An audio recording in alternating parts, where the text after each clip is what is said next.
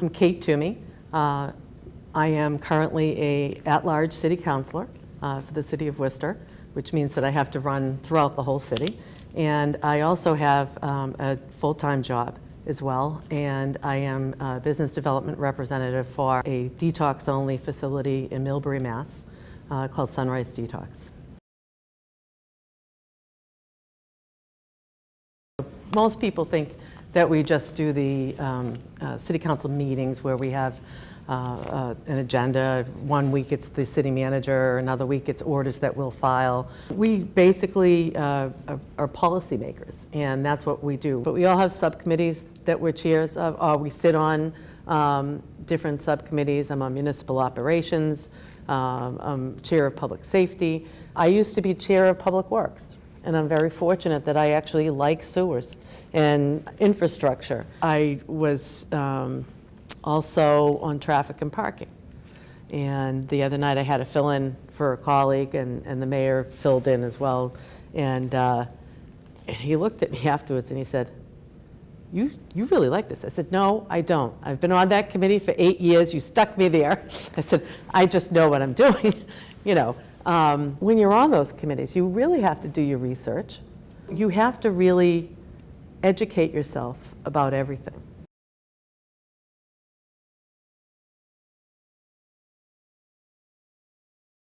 There were some very controversial votes I had to take. I was first on the city school committee for 6 years. So we had to take some very controversial votes in closing schools and things like that. And it's very hard. And some of the things that we've had to vote on are heart-wrenching. Anything that's going to impact a family financially is very hard. And sometimes you have to really take a step back and look at the entire picture.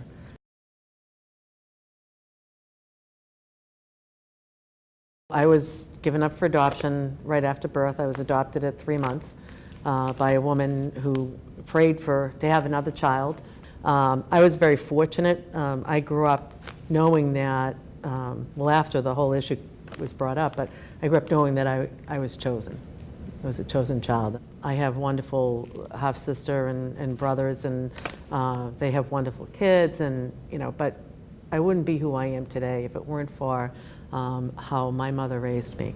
I remember coming up every Sunday to visit my grandmother, and it'd get to a point where you're like, oh my God, I hate this drive, blah, blah, blah. And I'll never forget one time I said to my mother, we're from Boston, Mom. We're such a one-horse town compared to Boston. And she turned around in the car and she looked at me, gave me the look, right? Someday, you're going to be very lucky if you can live in Worcester. And I wish you were here today. I'm sure she's listening. I remember as a young child being interested in current events and things that were happening around me. We talked about those things at the dinner table. It's kind of like when you have a family of teachers, educators, you generally have family members that are doctors or nurses, people who serve others every day. I remember my uncle was on the city council and was also a mayor. So when I was a little child, for instance, I would go up and down the street and knock on my neighbors' doors and say, hi, how are you? I'm Kate and I'm in the neighborhood. Can I help you with anything? That's just how I was brought up. The final push was when I was in college, helping to pay for college. I had work study, and I worked for the city of Boston and got very involved in Kevin White's campaign, the late, great mayor of Boston, the one who actually created the whole Quincy Market and the waterfront and all that Boston was built off of, the success. And Kevin was really a very unique mayor, and I learned an incredible amount from him.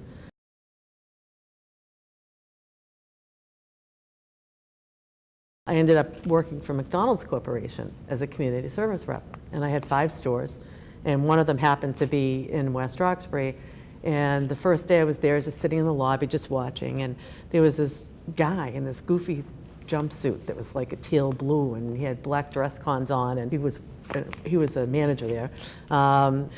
He just was talking to people at the counter, and he looked out at the lobby kind of over my head, and he had this smile that was just incredible. We married, and then a year later we had our first child and we moved to Worcester, my grandmother was up here and I had the care of her. My husband's mother died the month after we got married. He was from North Brookfield, so it was perfect.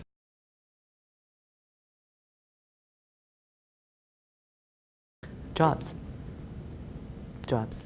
Trying to make Worcester a more livable place for families and everyone has been a major goal. That's why I left the school committee, because I couldn't do anything for the schools unless we were becoming a city that was increasing in business population. We need business in this community to be able to employ people.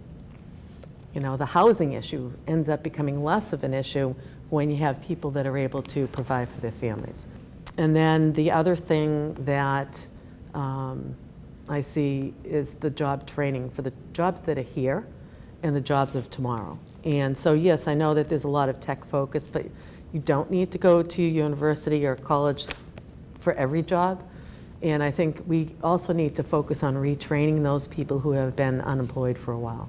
And I think ESL plays a role in that, availability of ESL for adults.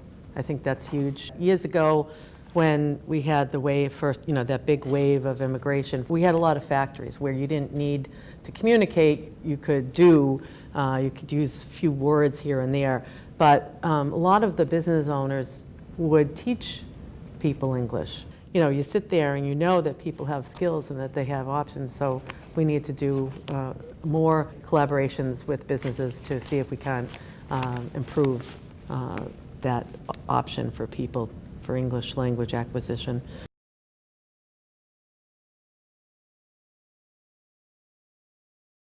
If there are concerns, I want them to call me, and I will make sure that we communicate that. They also should be going to their neighborhood meeting. We have over 50 neighborhood meetings that our community police officers attend, and that's really a great place to communicate what's happening.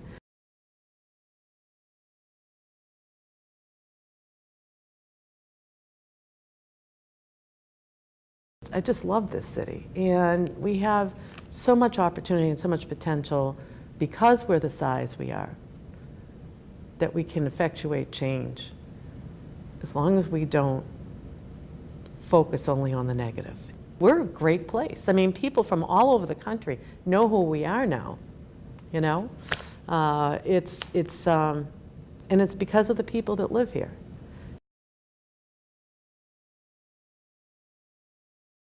Uh, 508-799-1049. That's probably the best way to get in touch with me, because then I'll get an email. Or you can email me at Toomey, Toomeyk,